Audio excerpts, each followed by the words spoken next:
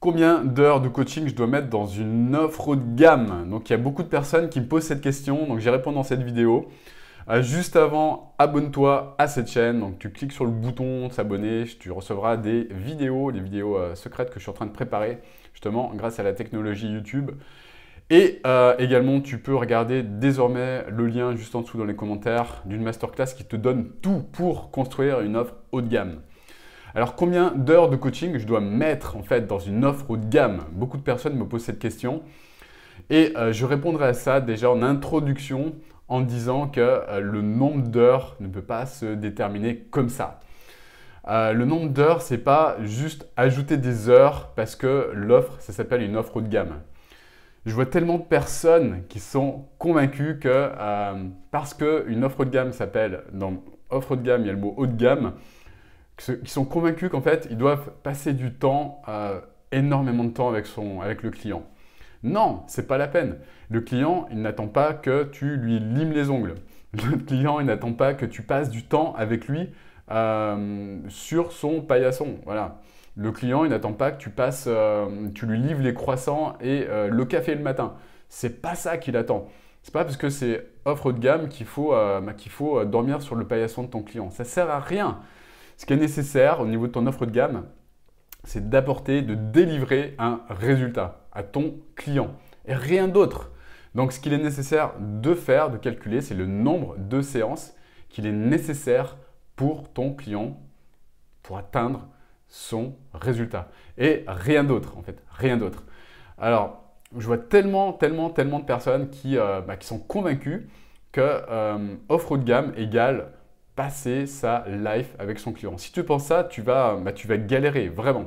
Tu vas galérer, pourquoi? Parce que tu vas te mettre la pression, parce que tu vas avoir ce stupide syndrome de l'imposteur en te disant je donne pas assez, parce que tu vas te mettre en position de sauveur, donc fameux triangle de Karpman. Je te laisse chercher sur internet si tu ne connais pas, triangle de Karpman.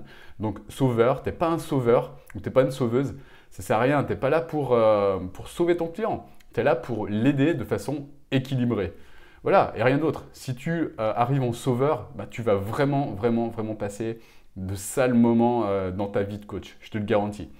Voilà, donc offre haut de gamme n'est pas égale à nombre d'heures et gonfler le nombre d'heures, ça ne sert à rien.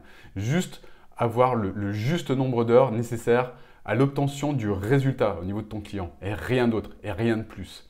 Voilà, ça ne sert à rien d'ajouter des choses pour je sais pas, pour avoir des conversations avec son client. Moi, j'entendais une personne qui me disait ouais, mais c'est important aussi d'avoir des conversations avec son client. C'est important. La question, c'est est-ce que ça lui apporte quelque chose au niveau de l'obtention de son résultat?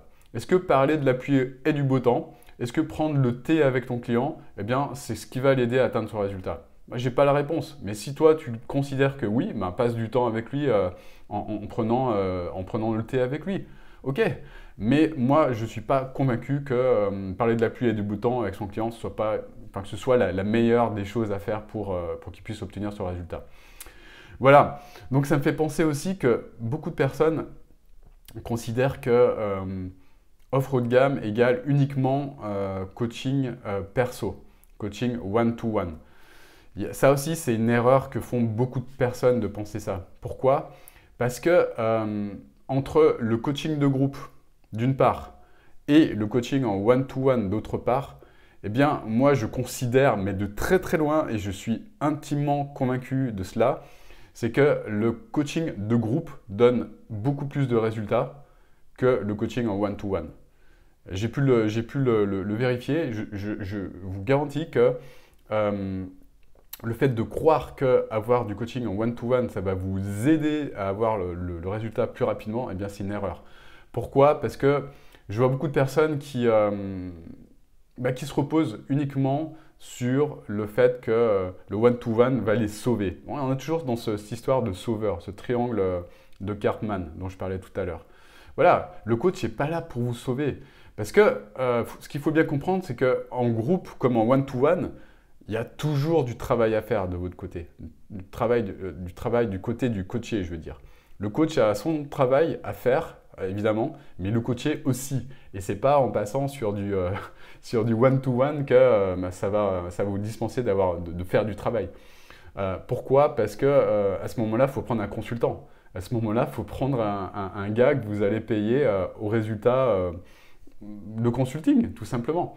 Et un consultant, eh ben, il est là pour faire le job à votre place. Par contre, du coaching, c'est pas ça. Du coaching, c'est le coach, il est là pour vous aider pour que vous trouviez vos propres solutions. Ça n'a rien à voir en fait. Ça n'a rien à voir.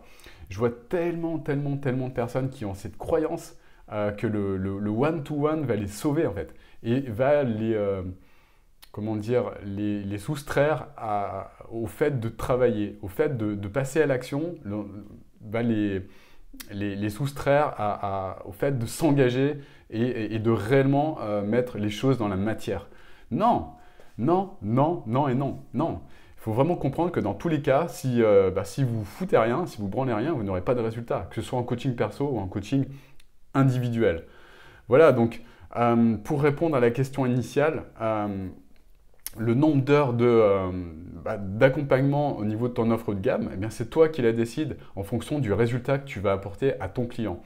Tu vas décider du nombre d'heures de coaching perso dont ton client aura besoin. Tu vas décider du nombre d'heures de coaching en groupe nécessaires pour accompagner cette personne au succès. Tu vas calculer également le nombre de choses qu'il va falloir intégrer dans un module de formation pour qu'il puisse avancer également, parce qu'on a toujours une partie formation dans une offre de gamme également, parce qu'on monte en compétences par rapport aux choses qu'on ne connaît pas. Ça, c'est aussi une chose importante à comprendre. Et c'est toi qui vas décider du temps total qui va être nécessaire à ton coaché pour qu'il atteigne ce résultat, ce grand résultat que tu lui proposes d'atteindre dans ton offre de coaching. Voilà, j'espère que cette vidéo, elle t'a apporté de la clarté par rapport à tout ça et surtout qu'elle t'a permis de comprendre que avoir du coaching en perso, c'est pas du tout corrélé avec le nom haut de gamme. C'est pas forcément corrélé. Voilà, le coaching perso, il est là juste pour aider la personne quand nécessaire et pas plus en fait. Ça sert à rien de délivrer du coaching perso pour avoir du coaching perso. Voilà, j'espère avoir été clair par rapport à tout ça. En tout cas, tu mets un gros like si ça t'a apporté de la clarté, de la valeur. Tu t'abonnes à cette chaîne comme je disais tout à l'heure et puis regarde dans les commentaires juste en dessous. Tu as une masterclass, donc le lien vers une masterclass qui va t'apporter également beaucoup de clarté par rapport à la mise en place d'une offre haut de gamme. Voilà, je te souhaite une magnifique journée et je te dis à très bientôt. Ciao, ciao.